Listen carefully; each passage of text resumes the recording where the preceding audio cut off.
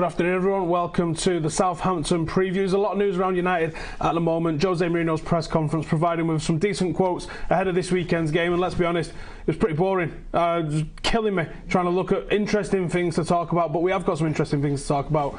Two of those things are what we're going to talk about straight away. So big David De Gea is the first one that we're going to be talking about then. So there is talks of contract renewals. There's also talks that United have extended his contract, exercising our right to extend his contract by 12 months. Now, some people are really happy about that. I'm not happy about that. I think it's actually quite embarrassing that United have had to resort to extending the contract due to a clause in the contract. Now, it also tells me that United are not confident that he will sign in the next 5 weeks, because 1st of January comes around, David De Gea is able to talk and agree with somebody else and then walk out of the club for free in June if we didn't exercise that quote. Now, that clause even. Now, we have exercised that clause and he's not able to do that. But from a club's perspective, you want the club to have this air of arrogance, if you like, that no one's going to leave here, we're not going to need to exercise our extension. But recently United have been exercising our extension on virtually every single player. Now, yes, it's in the contract for that reason,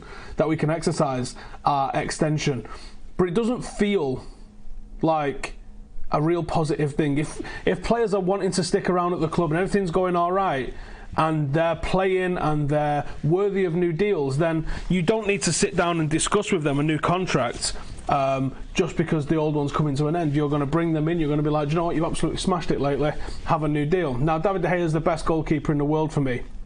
What's really interesting at the moment, as you can see here, his saves per goal has dropped significantly from last season.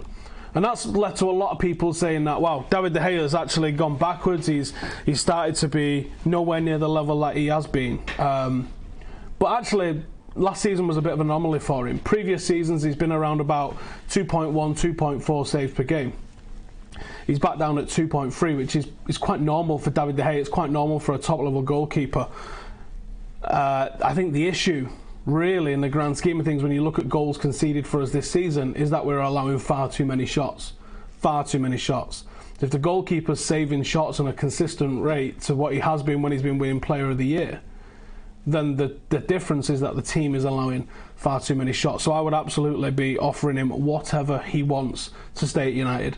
Because if he is allowed to go for free, not only does he go for free and we lose out on all the transfer fee and everything around it, we have to take a gamble that another guy is going to fit in as well as David De Gea has. And that's a huge gamble to take. Whether you can identify goalkeepers out there that are in the sort of conversation to be close to or as good as him, I think there are those out there. But actually finding someone that not only fits with the personality of the team, but also can do it with the pressure of being Manchester United's goalkeeper as well, is going to be difficult, and it's something that's quite hard to scout, I reckon, that personality trait, because you don't know until you bring them here and you've given them the opportunity. So David De Gea, for me, really, really has to be given whatever it takes. Now, there was some sort of talk, which definitely came through George Mendes, that the contract of Alexis Sanchez is starting to play into it. For paying Alexis Sanchez the sort of fees we're rumoured to be paying Alexis Sanchez, then every player in the squad can look at that and go, well, I'm doing about as much as he is, so how about pay the man? And if one player can say that more than any, it's David De Gea. So I think United are probably going to cost it's going to cost us probably like a world record wage for a goalkeeper.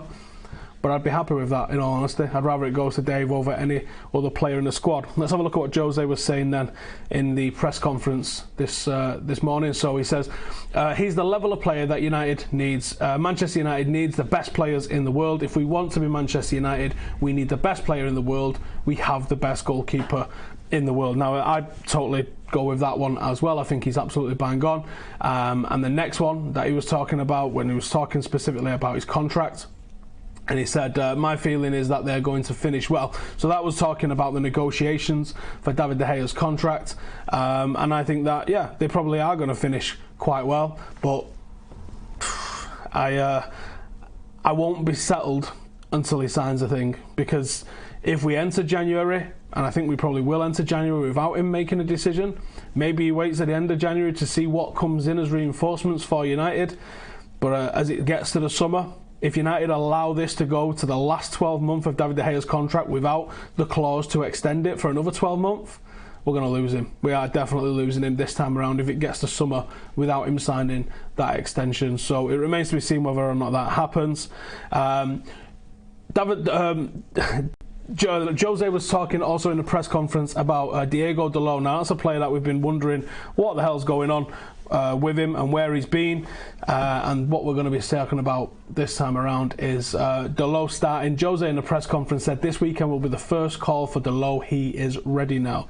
Had an excellent showing against Young Boys in the Champions League, and then a bit of a shit showing against Derby in the EFL Cup, where I thought he was quite poor and arguably should have had a better involvement in one of the goals that we conceded.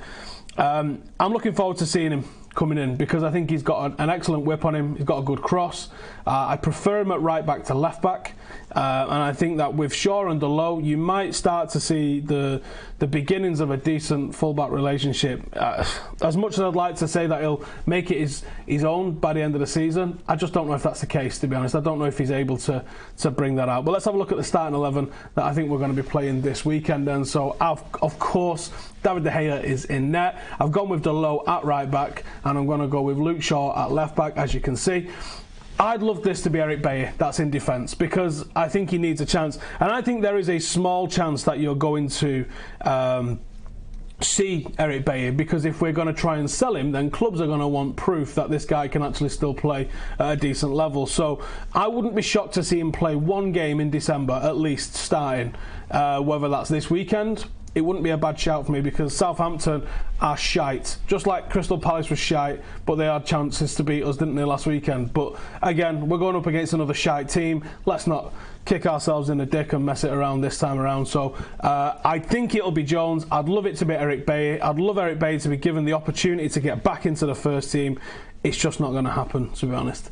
So it's Jones and Smalling, Chuckle brothers back in defence, but at least they've not got Young and Valencia either side of them, so there's a positive in that one. Now you'll also notice another bit of a change, and that is Ander Herrera at number 6.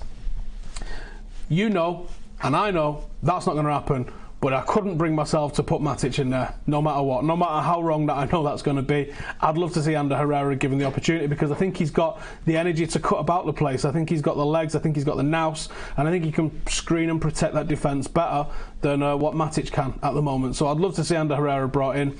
In midfield, I've gone with something a little bit more fluid. Paul Pogba alongside Lingard. Now, Lingard matter. It could switch around a little bit, but that's what I'm looking for, really. I'm looking for Paul Pogba. I also wouldn't mind seeing Fred, but I just get the impression that he's going to be in and out of the team rather than given a sustained run. If it is Fred, I'd be delighted, because I thought he's very positive in what he's doing, and he's very energetic, and I think United's midfield can be a little bit lethargic at times, so I would like to see that. But Lingard brings that if he's not getting the opportunity.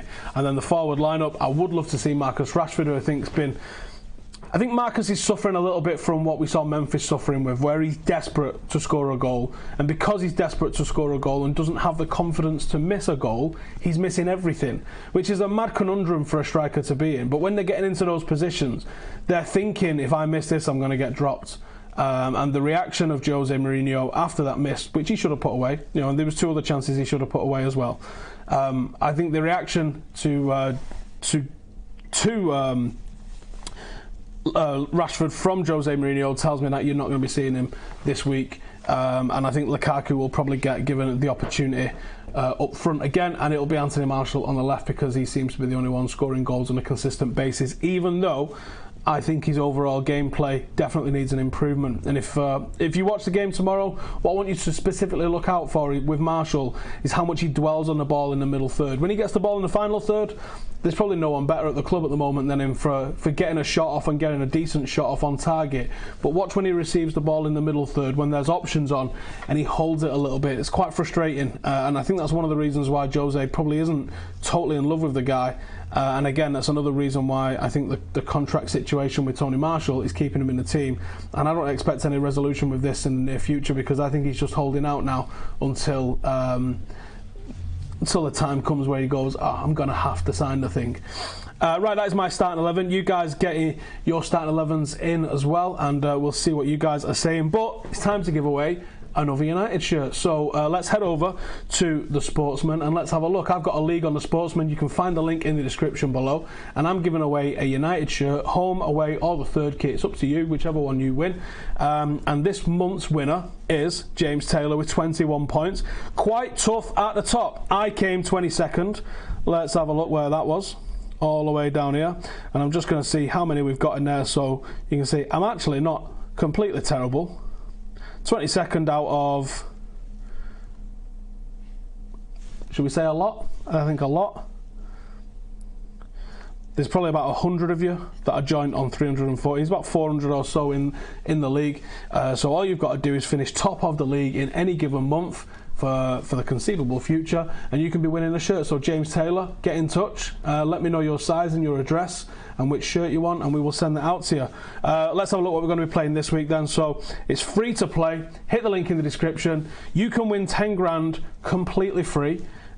Just by playing the perfect 10 game, predicting home win, away win, or a draw, or you can win a United shirt just by topping my league. So you don't even have to be very good, because the rest of us are pretty shit in there. So you just have to top the league, and you can win yourself a United shirt. How good is that? And we'll even stick a name and number on it if you like as well. Huddersfield, Brighton, draw. Newcastle, West Ham, home win, I think, in that one. They look like they might have turned a corner. Birmingham and Preston, draw. Bolton at home to Wigan, away win.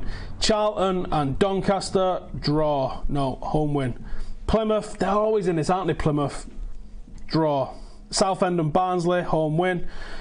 Braintree and Barrow, I'm going to say Barrow are going to take this one. Wrexham and Newport, bit of a derby. I'm going to say Newport, I take this one.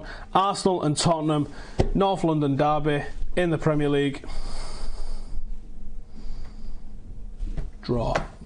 Total goals this weekend, not too many I don't think. 17 goals I'm going for is mine. So let me go in the mixer. There we go. It's as simple as that. If you'd like to get in the mix, the link is in the description. Bang us in your questions, and we'll start going through some of the questions and see what you guys are saying.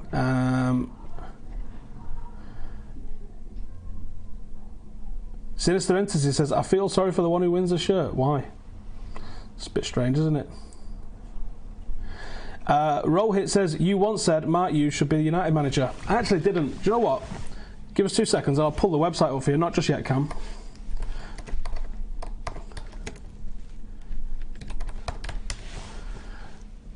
Because the article is on my website, you can go and read it. There you go. Stick it on. The headline says, the next United manager should be ... And then there's a photograph of Mark Hughes. But if you want to read this article, it doesn't say Mark Hughes should be the Manchester United manager. And in fact, I'll read this part out for you. So Sparky gets a 4 out of 6 on the above criteria, some of the criteria that I set out. Enough for me to want to take a risk with him? Question mark. Not sure. Probably not. So, yeah, I really clamoured for Mark Hughes to be Manchester United manager, didn't I? Rohat, you fucking idiot. Thank you, Cam. Righty, any more questions that aren't mental? What's wrong with Manchester United, says Dalmar? A lot, mate. I don't think I could answer it in one single video like this. I think there's a phrase that I'm absolutely digging at the moment, and it's hierarchy of blame, and I think it's bang on, man.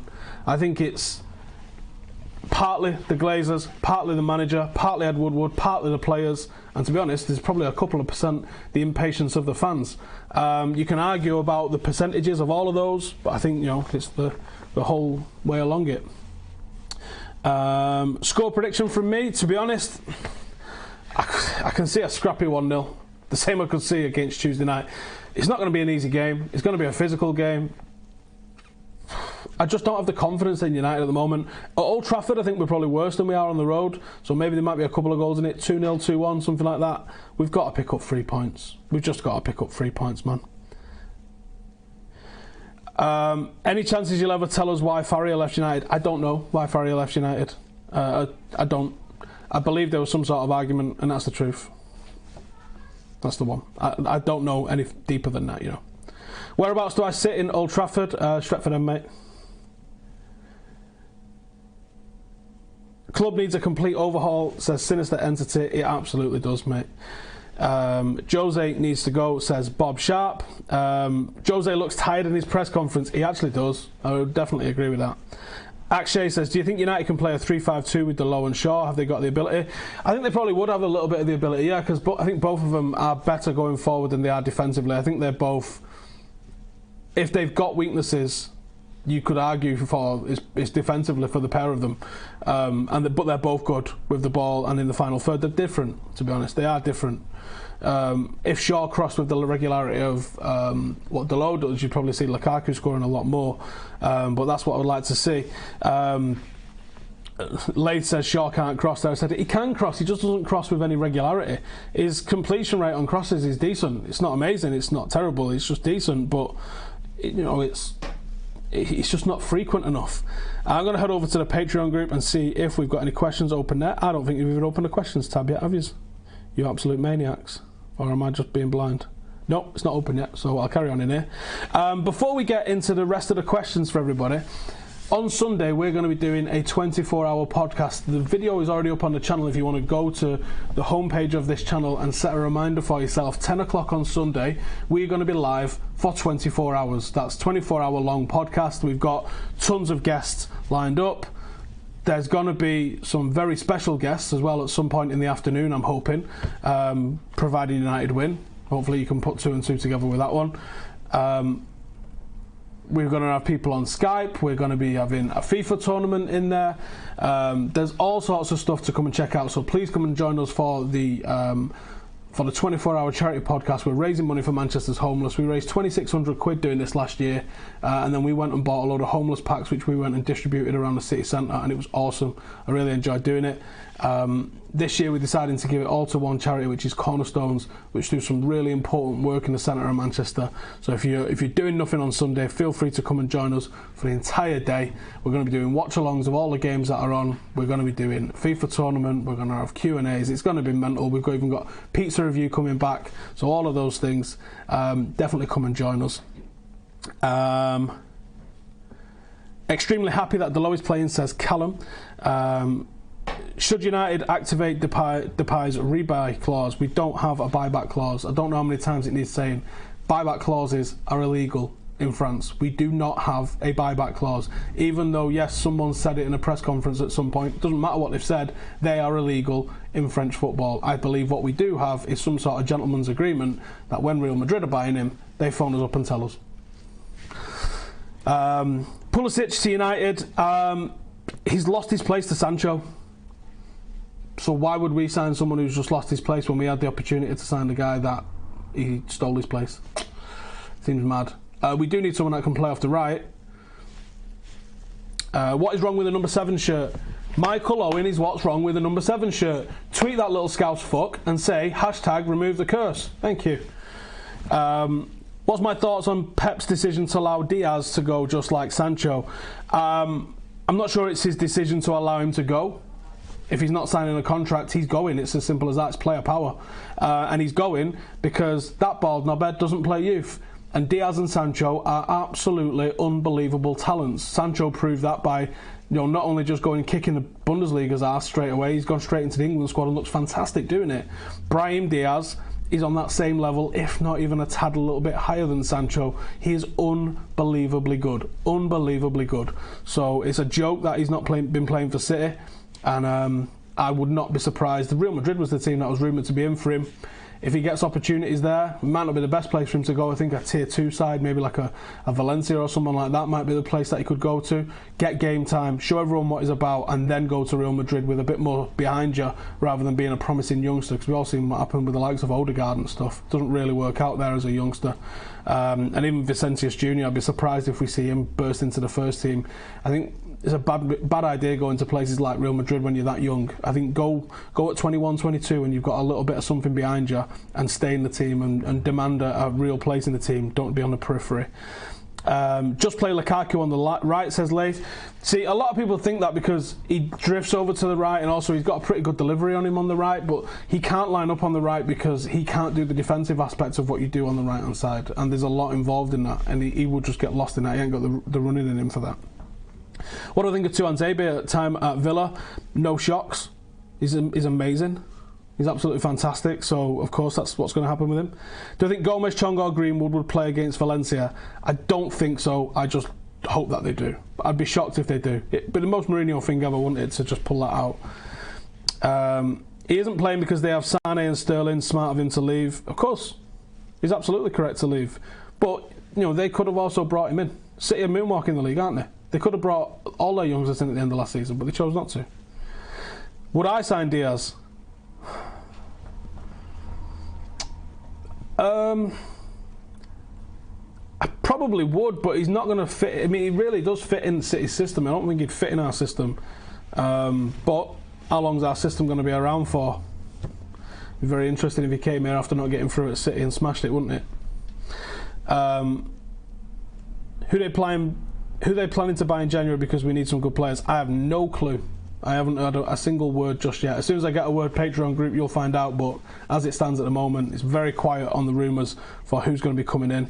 And I'm going to check the Patreon group out as well. We've got nearly 500 in there. We're doing a FIFA tournament, which the opening for entries finishes at the end of the 24-hour podcast this weekend. So if you're interested in that, aside from the 24-hour podcast raising money for charity, if you want to come and join the Patreon group, there's tons of benefits to that, loads of behind the scenes stuff, and also entry to the worldwide FIFA tournament. If you win this tournament, I reckon you can call yourself the FIFA World Champion. I'm going to get you a ridiculous comedy trophy. There's a live final going to be in here that we're going to Twitch for everybody, so if you want to get in the mix of that, link for this in the description for Patreon.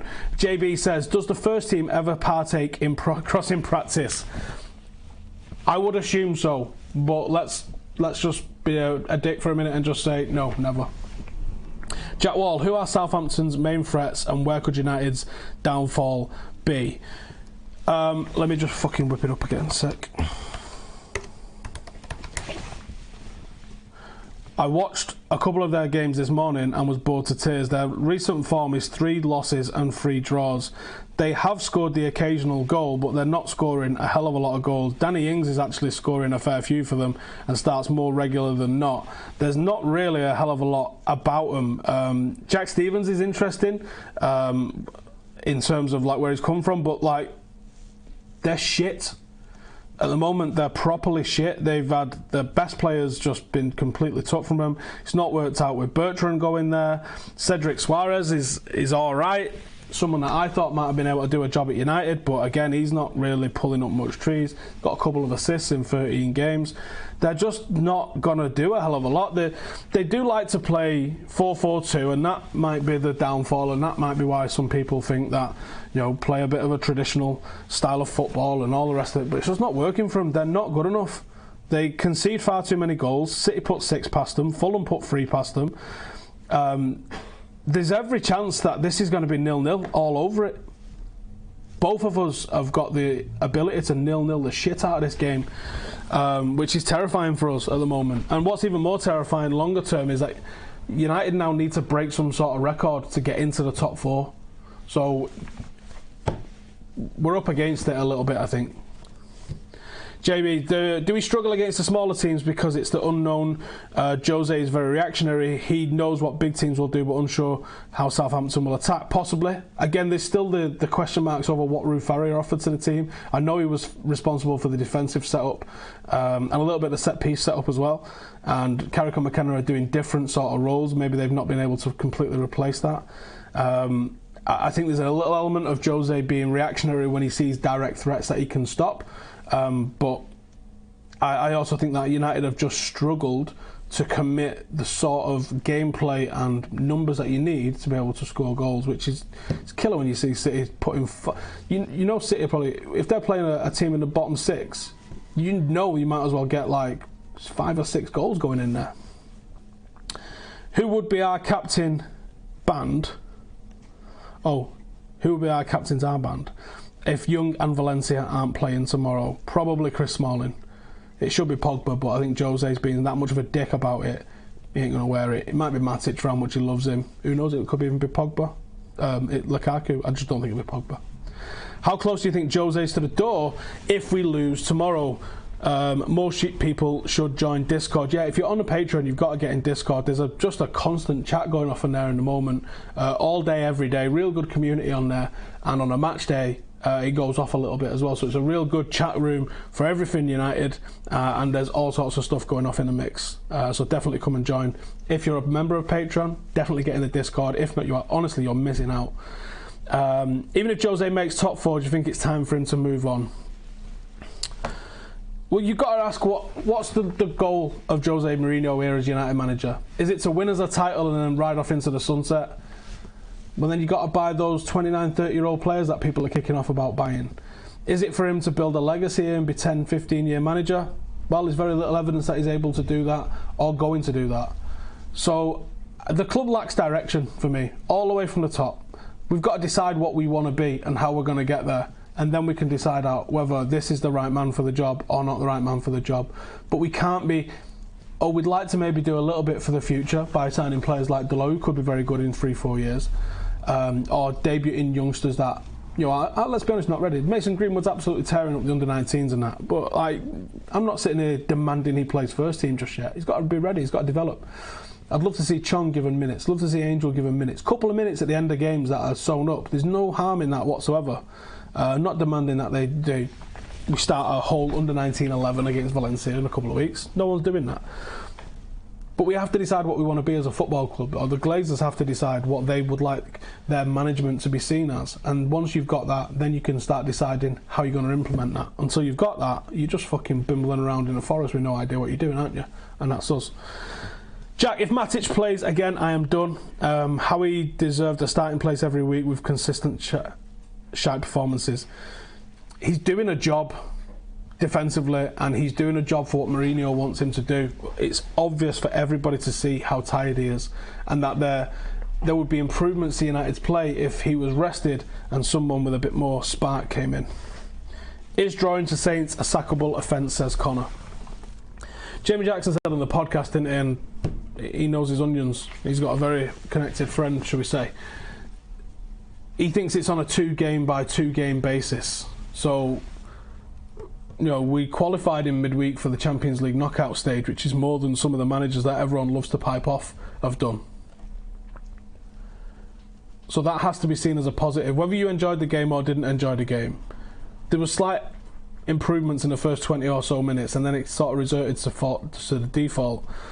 Ultimately, the positive was that we're in the hat for the Champions League knockout stage. Undeniable fact.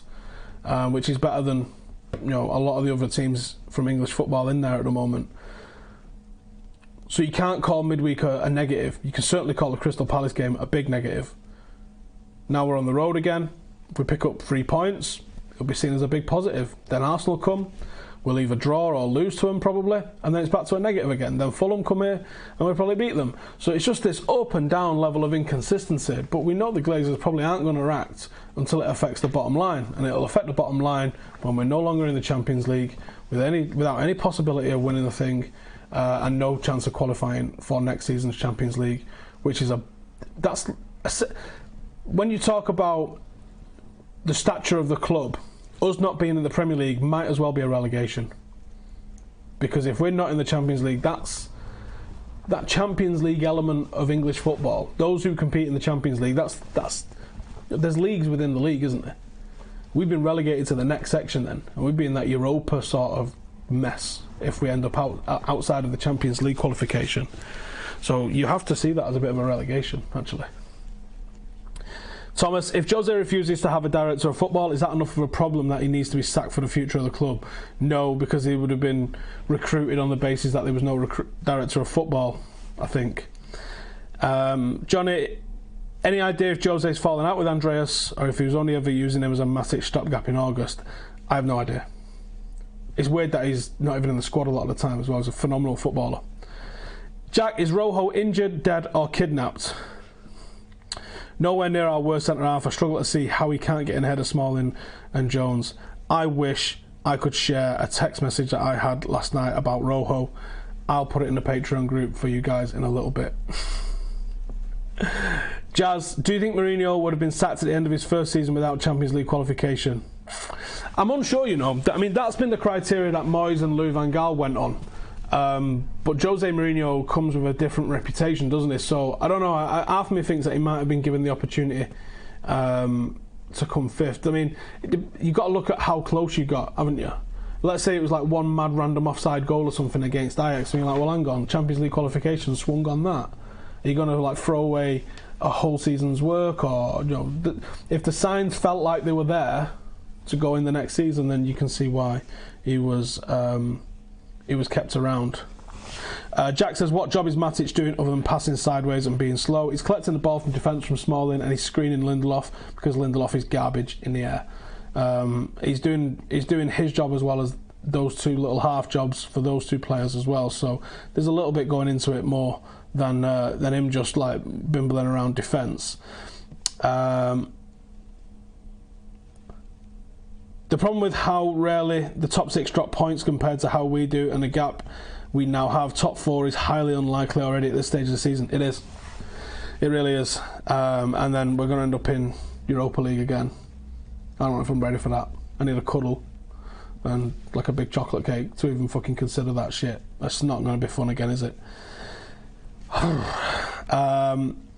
Robert says, brother, we are screwed. Yes, Southampton are crap, but so were Palace. Palace was really bad, but they made it tough for us.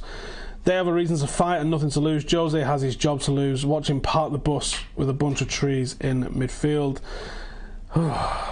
Without Matic, we will struggle in the system, but he needs a rest. I'm not sure we would struggle overly, to be honest with you, but he definitely needs a rest. Adil says Lindelof is garbage, full stop. He's not garbage. He's had a couple of decent games. Against the right opposition, he is the right defender. Against some direct opposition, like, he wouldn't be the best defender this weekend anyway. It's a shame he's out for a month, but he wouldn't have been the best choice this weekend with how direct these are going to be. He definitely would have struggled this weekend. I think Jones will probably come. I don't think he would have come into the squad without the injury, but I think it's probably a good thing that he has. When am I coming to Toronto to watch the famous Toronto FC? I'll come tomorrow if you're paying for the flight, kid. Speaking of which, I'm trying to get a ticket for the Copa Libertadores next weekend, so if anyone knows how those tickets are going on sale, please get in touch with me, because I'd love to get out there and go and check that out.